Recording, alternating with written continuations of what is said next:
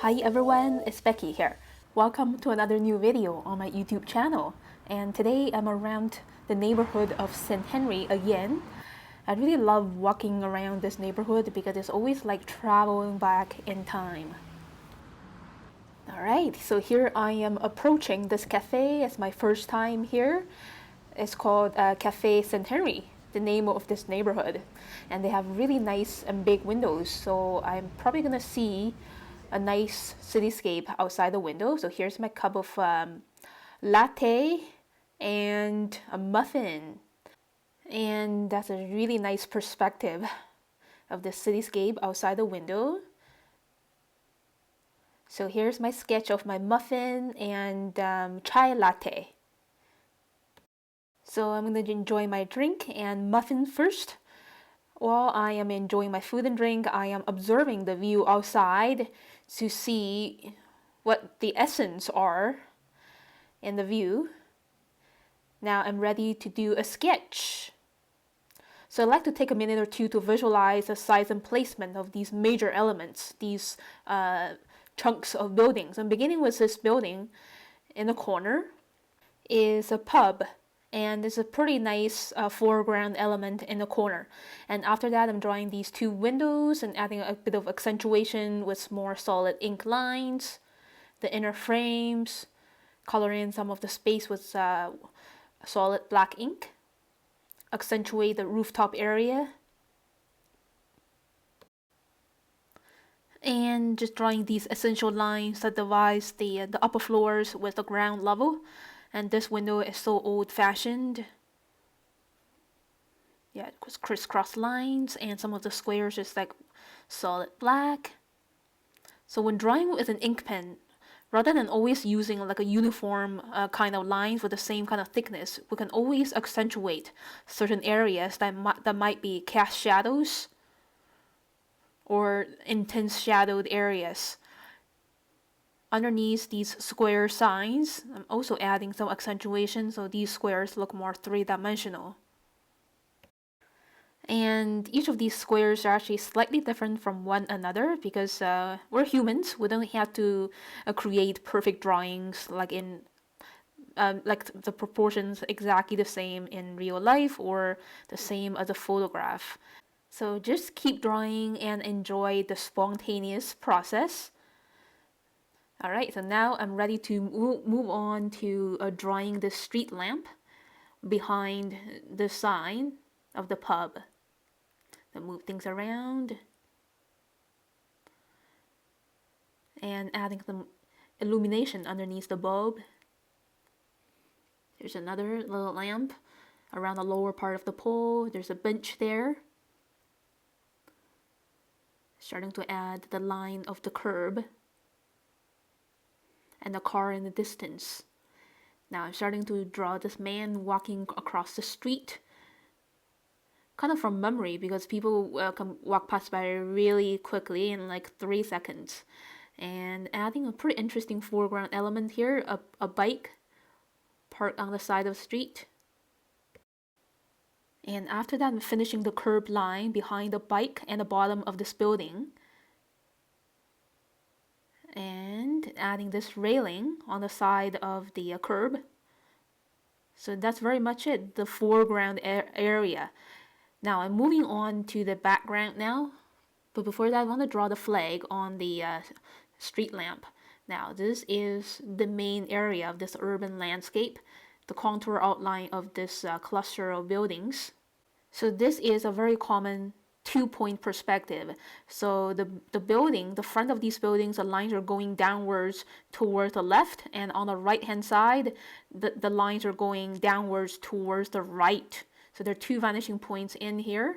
So yeah, so that's the very important perspective lines on top of these buildings, and some loose vertical lines to divide each of these buildings. Adding another man getting ready to cross the street. So the rules of perspective are not that difficult. The most common ones are 1-point perspective and 2-point perspective.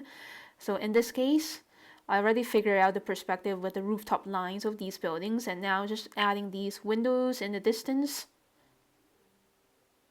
Very small and foreshortened. And all of these windows are going upward towards the right, or going downwards towards the left. There is a vanishing point somewhere around the very left side of my page. And so the railings and the curb line is going upward towards the left, merging into the vanishing point on the very left side. So my eye level is very much aligning with the eye level of that man getting ready to cross the street. And all of the lines above my eye level, they're going down towards the left. And all the lines below my eye level, they're going upwards towards the left. And these windows are getting bigger and bigger, getting closer to me. Now drawing another pedestrian, a lady wearing a handbag, crossing the street, adding some more windows, aligning vertically the same as the ones above them. And the ground level, these vertical bars of display windows accentuate the rooftop area. And drawing the graffiti and the little chimney up there. The street lamp on the other side. Some larger windows of this pharmacy.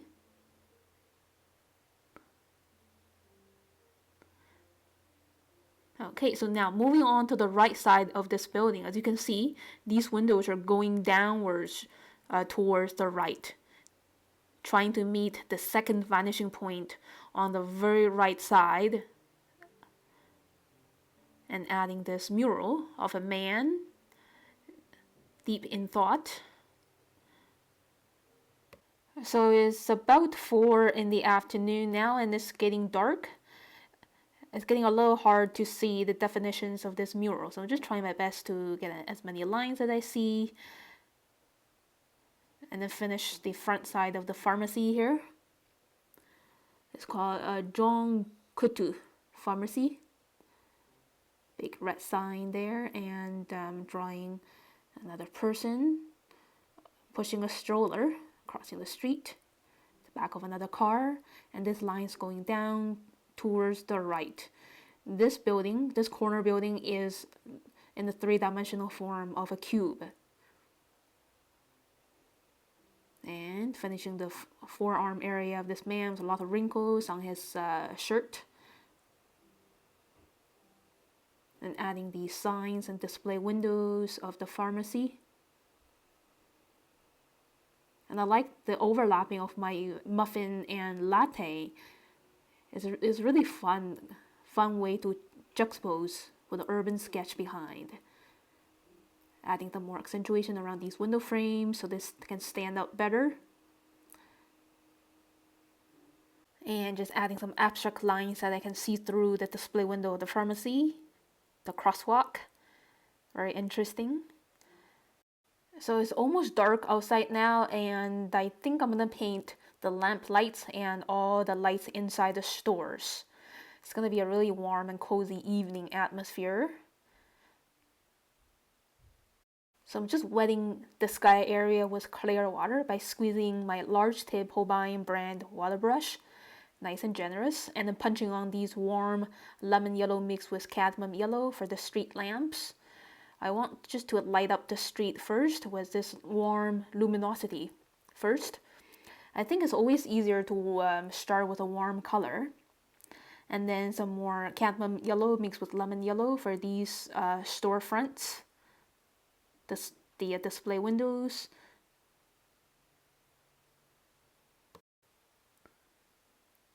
Alright, so just let the yellow flow nice and loose. Okay, moving on, I think I'm gonna paint the exterior of these buildings, the vintage brown. So it's like a raw umber color. And I also mixed in a bit of burnt sienna into the raw umber, so there's a slight bit of difference between these buildings. This one contains more raw umber and a little bit blue, so it's an even deeper sepia color. And just keeping those buildings in the back there very lightly painted because I think the view is a bit washed out because of the strong lighting condition there. And yeah, it's nice to have like a fade out effect for objects in the distance. And then just punching on these bright red colors, the red neon light of Jean Coutu Pharmacy. Okay, so now it's time to add a bit of coat colors in contrast with these warm yellows.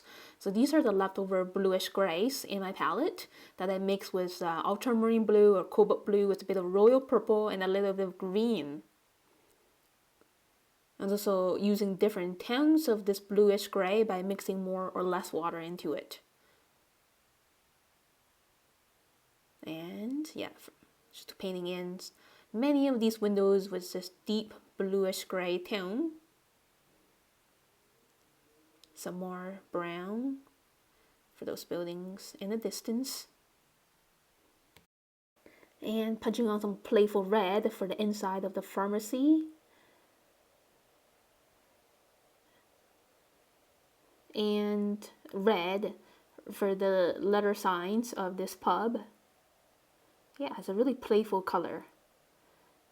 And just grabbing a little bit yellow ochre mixed with raw umber and a bit of burnt sienna to paint this brown building in the foreground. Some leftover yellow diluted to paint the first layer of the street, the lamp lights reflecting onto the street. So this is a very important decision to get the atmosphere of the evening in. And now, not only adding in the warm colors, we need the coat color to make the lights even more brighter. So now as you can see, I'm punching on these bluish grays or purplish grays that I mix with cobalt blue, royal purple, and a little bit of green. Contrast is always important, and contrast is often created by a combination of warm and cold colors. And keep playing with the yellow and the blue tones around here. Yeah, some more bluish gray for this window, just to make that lamplight inside even brighter. Some more bluish grays for the concrete area of this building to show some brick pattern. Some more blues. So the color scheme in this case is pretty limited. As you can see, most of these colors are browns in different tones and vibrant yellows and these bluish grays. In general, there are about 3 colors. And also playing with the amount of water mixed into the paint. So we have different tones of grays and browns. Painting these people with leftover grays. So one of the important techniques with watercolors is how to manipulate the intensity of the paint by controlling the amount of water that you mix in every time. So you have a variety of different tones of the same color that you don't have to mix in so many kinds of color, but stay with the same color, control the amount of water to make your painting interesting. And some more bluish grays for the foreground area of the street. And leaving the middle part with a bright yellow patch of lamplight. And putting more of these muted colors here and there to help with the contrast. Inside the display window is not completely yellow with the luminosity of the light. There's always like shaded areas. And now I think I'm ready to paint the evening sky with a muted but still an interesting different shades of blues. You could use cobalt blue or ultramarine blue. Okay, and just squeezing my water brush a little bit to control the intensity of the paint. This is very much the same blue. So I'm just kind of keep spreading the blue a little bit with the tip of my water brush and then grabbing some more intense blue there. It's my intention to create like an uneven sky because the air is always moving. The sky is never still. Alright, and yeah, so I'm creating the sky with a kind of energy that may not be captured by a photo. Okay, so when we're taking like a snapshot of a night sky using our phones, usually it's like a flat, almost a black color. Just painting is there's so much different way to express what we see. And just painting this mural kind of from memory because now it's almost all dark outside now. Can't really see anything on the wall there. It's a lot of almost black tones with ultramarine blue mixed into the burnt sienna.